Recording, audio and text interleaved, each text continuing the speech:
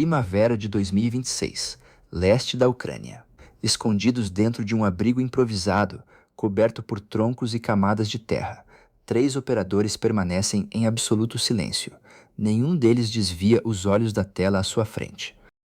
A imagem é instável, em tons de cinza, tremendo a cada interferência do sinal. É a transmissão ao vivo de um drone.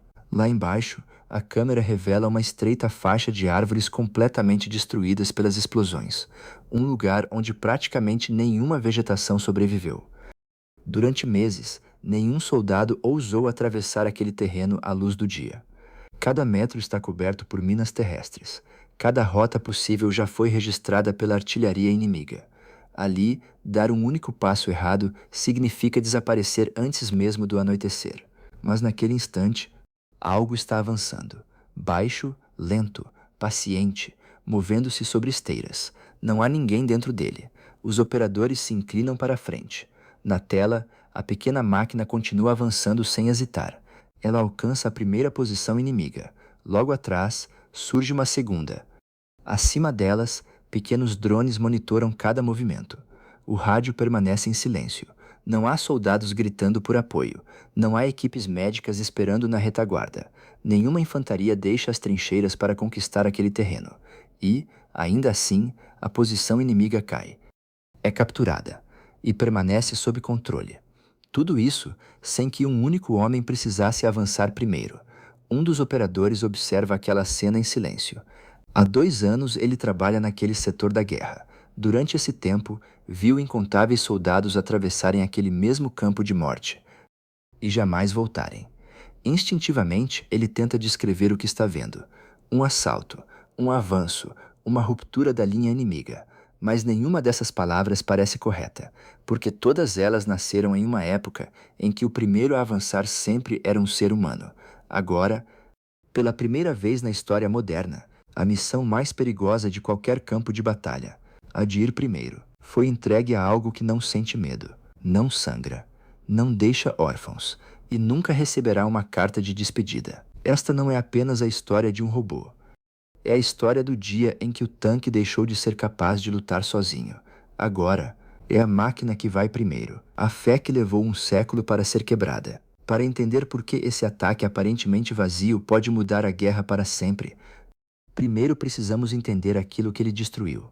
Durante mais de 100 anos, o tanque representou a resposta definitiva para uma pergunta simples: como atravessar um terreno onde tudo foi feito para matar você? A resposta parecia óbvia: blindagem. Uma couraça espessa o suficiente para resistir a estilhaços, metralhadoras e explosões. Um motor poderoso capaz de mover dezenas de toneladas. E um canhão grande o bastante para destruir qualquer obstáculo à frente. Quando essas 3 características eram reunidas, nascia a arma mais poderosa dos campos de batalha terrestres. O tanque não apenas participava da guerra, ele determinava onde ela seria travada. Durante um século inteiro, praticamente todos os grandes exércitos do planeta organizaram seus planos em torno dessa realidade. Concentrar grandes formações blindadas no ponto decisivo era considerado quase uma lei da física militar. Funcionou em Kursk, funcionou nos desertos do norte da África, funcionou na Guerra do Golfo. Durante décadas, os tanques provaram seu valor repetidamente. E essa confiança não surgiu por acaso. Ela era resultado da experiência acumulada por 5 gerações de soldados. Durante muito tempo, essa doutrina realmente estava certa. Talvez nenhum país acreditasse tanto nela quanto a Rússia quando iniciou a invasão da Ucrânia em 2022. O plano era simples: empregar milhares de veículos blindados para romper rapidamente as linhas ucranianas usando apenas peso, velocidade e poder de fogo. Nos mapas militares, tudo fazia sentido. Pelos cálculos tradicionais, a estratégia deveria funcionar. Mas havia um detalhe que quase ninguém percebeu. Os cálculos ainda pertenciam ao século passado. Para compreender o tamanho desse erro, precisamos voltar muito antes da guerra na Ucrânia. Precisamos viajar até a Inglaterra, ano de 1916, porque, ironicamente, o tanque também nasceu como uma máquina considerada impossível. Naquela época, a Primeira Guerra Mundial havia se transformado em um gigantesco impasse. As trincheiras cortavam a Europa de ponta a ponta. Metralhadoras e cercas de arame farpado haviam tornado qualquer ataque praticamente suicida. Os maiores estrategistas militares do continente simplesmente não encontravam uma solução. E, curiosamente, a resposta não veio deles. Veio da Marinha Britânica. Winston Churchill, então responsável pelo almirantado, criou um grupo especial para desenvolver um veículo totalmente novo. Eles o chamavam de Land Ship, literalmente navio terrestre. Era um projeto estranho. Engenheiros, oficiais da Marinha, inventores, pessoas que teoricamente não deveriam resolver um problema do exército. Em uma fábrica na cidade inglesa de Lincoln, o engenheiro William Triton e o oficial Walter Wilson construíram um enorme bloco de aço sobre esteiras. O primeiro protótipo recebeu o nome de Little Willie. Depois veio outro modelo muito mais avançado. Seu nome era Mother. Praticamente todos os tanques modernos descendem dele. Para manter o projeto em segredo, os operários receberam outra explicação. Disseram que aquelas máquinas seriam enormes reservatórios móveis de água. Em inglês, water tanks. O codinome acabou permanecendo. E foi assim que o mundo inteiro passou a chamá-los simplesmente de tanques. Em setembro de 1916, durante a Batalha do Somme, aquelas máquinas finalmente foram enviadas ao combate. Muitas quebraram antes mesmo de chegar às linhas inimigas. Os motores eram pouco confiáveis. Os tripulantes quase não conseguiam enxergar. O calor dentro da blindagem era sufocante. Mesmo assim, onde um tanque conseguia avançar, algo extraordinário acontecia. Linhas alemãs que haviam permanecido praticamente imóveis durante 2 anos começaram finalmente a ceder. Pense nisso por um instante. O tanque nasceu na Grã-Bretanha. Criado por pessoas que muitos especialistas consideravam amadores. Nasceu como uma ideia improvável, uma invenção que desafiava tudo aquilo que os maiores especialistas acreditavam ser impossível. Mas a história possui uma ironia curiosa. Exatamente 100 anos depois, seria a vez do próprio tanque enfrentar a mesma incredulidade. E a matemática responsável por isso parecia simplesmente absurda. Quem acreditaria que um drone relativamente barato, operado por alguém com poucos dias de treinamento, poderia destruir um tanque avaliado em milhões? Quem imaginaria que o equipamento mais barato de um campo de batalha passaria a eliminar justamente o mais caro? Durante décadas, isso parecia impossível, até deixar de ser. Mas afinal, que máquina era aquela que aparecia na tela do abrigo? Quem estava assumindo a missão mais perigosa de todo o campo de batalha? O nome dela é Geryon. À primeira vista, ela não impressiona. Não possui a imponência de um tanque moderno. Não tem o tamanho de um veículo blindado, nem o aspecto futurista que muitos imaginariam. Na verdade, ela parece simples, quase discreta. E talvez seja justamente isso que a torna tão perigosa. O Geryon foi desenvolvido por uma empresa chamada RRX Robotics, e o detalhe mais surpreendente não está em sua tecnologia, está em sua origem. Ela não nasceu dentro de uma das gigantes tradicionais da indústria militar britânica. Também não foi criada por um dos grandes fabricantes americanos. Sua história começa em Munich, na Alemanha. A empresa foi fundada por 3 ex-oficiais das Forças Armadas Alemãs, homens que passaram anos liderando soldados em operações reais. Eles conheciam uma verdade que nenhum manual consegue ensinar. No campo de batalha moderno, os primeiros minutos de um ataque costumam ser os mais mortais. É nesse instante que surgem emboscadas. É quando minas explodem, quando drones aparecem, quando a artilharia entra em ação.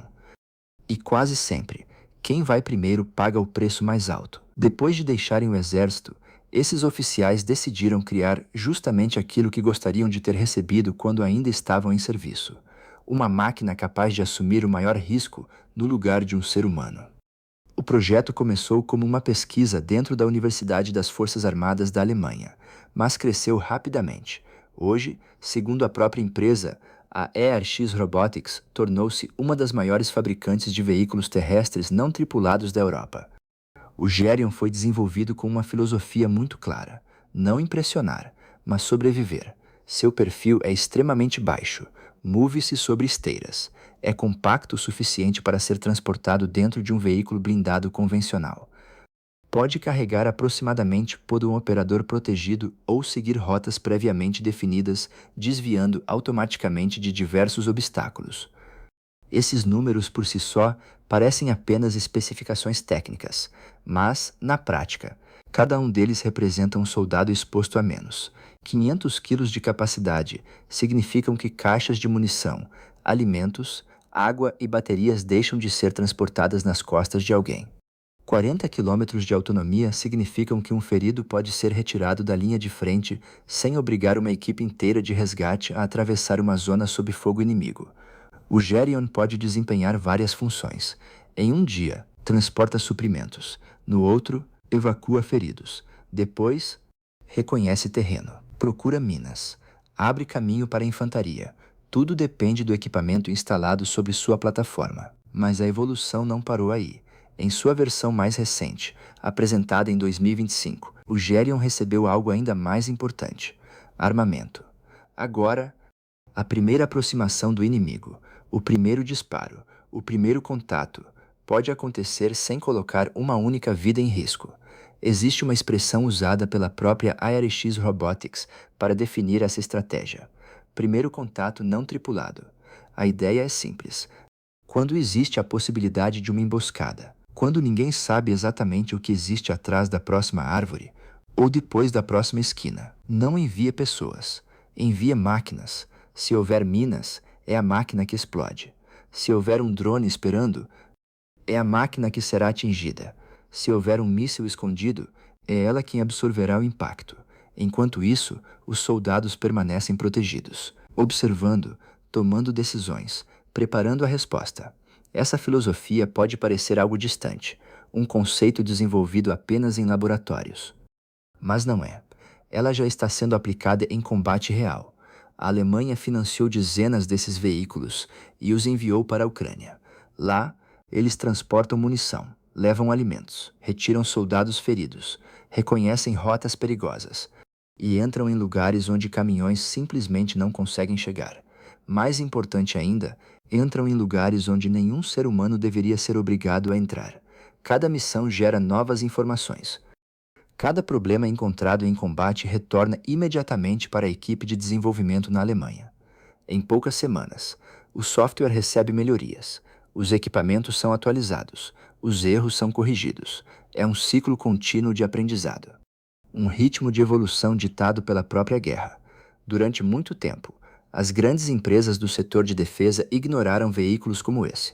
Para elas, o futuro ainda era representado por enormes blindados, aviões de bilhões e sistemas cada vez maiores.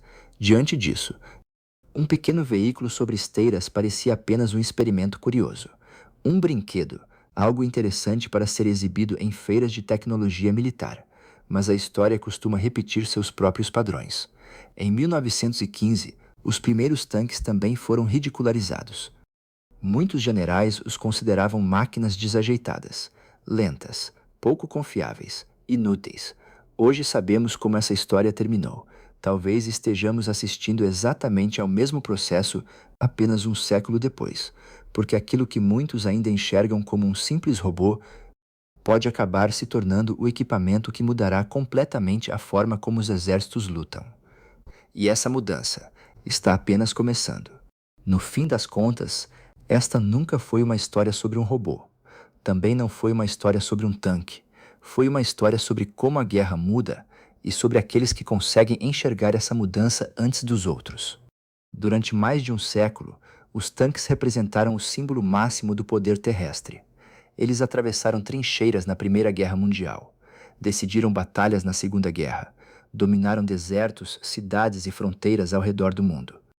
Por décadas, parecia impossível imaginar um campo de batalha sem eles. E essa realidade não mudou. Os tanques continuarão sendo uma das armas mais poderosas já construídas. Mas existe uma diferença fundamental. Eles não irão mais para a linha de frente sozinhos. O primeiro a avançar, o primeiro a enfrentar minas, o primeiro a atrair drones inimigos, o primeiro a entrar em uma possível emboscada, agora será uma máquina. Enquanto isso, os soldados permanecerão protegidos alguns metros atrás, tomando decisões que nenhuma inteligência artificial ainda é capaz de tomar. Essa talvez seja a maior revolução militar desde o nascimento do próprio tanque, em 1916. Uma revolução silenciosa, sem desfiles, sem manchetes espetaculares, mas capaz de mudar completamente a maneira como as guerras serão travadas nas próximas décadas. A história tem um curioso senso de ironia. O país que apresentou o tanque ao mundo agora é um dos primeiros a admitir que ele não pode mais lutar sozinho. E a tecnologia que pode garantir seu futuro nasceu justamente na Alemanha. Um país que, em outros tempos, esteve do lado oposto dos campos de batalha britânicos. A guerra muda, os aliados mudam, a tecnologia muda, mas existe algo que continua exatamente igual. O objetivo nunca foi construir máquinas mais poderosas. O objetivo sempre foi o mesmo: fazer com que mais soldados consigam voltar para casa. Talvez seja exatamente isso que estamos presenciando neste momento. Não o fim dos tanques, mas o início de uma nova era em que homens e máquinas lutarão lado a lado. E quando os historiadores olharem para este período daqui a algumas décadas, talvez não se lembrem do dia em que um novo robô entrou em combate. Talvez se lembrem do dia em que o tanque deixou de liderar o ataque e passou a ser protegido por máquinas. Foi nesse momento que a guerra terrestre começou a mudar para sempre. Muito obrigado por assistir. Se você gostou deste documentário e quer acompanhar mais histórias sobre tecnologia militar, Segunda Guerra Mundial, estratégia e os conflitos que estão moldando o futuro dos exércitos, inscreva-se no canal e ative as notificações.